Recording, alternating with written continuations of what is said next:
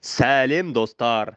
Сізге байқауға таныстыру немесе басқа тақырыптардағы түрлі өлең жолдары қажет болса, осы көрсетілген нөмірге байланысыңыз. Немесе мына өлең жолдарынан өзіңізге керегін таңдап алсаңыз болады. Халықтың түскенінде назарына, қан жүгіріп бойыммен ажарыма, алдыңызда ізетпен сәлем бердім, қасқыр мінез текті ел қазағыма. Жанар анам тербеткен бесігімді, Нұржан әкем әрдайым кешірімді, инабатты ибалы қыз болсын деп, инабат деп қойыпты есімімді. Жолдасым жанымдағы жанашырым, ұлдарым көзімдегі қарашығым, текті елдің ұрпағын жалғастырған, бүгінде үш перзенттің анасымын.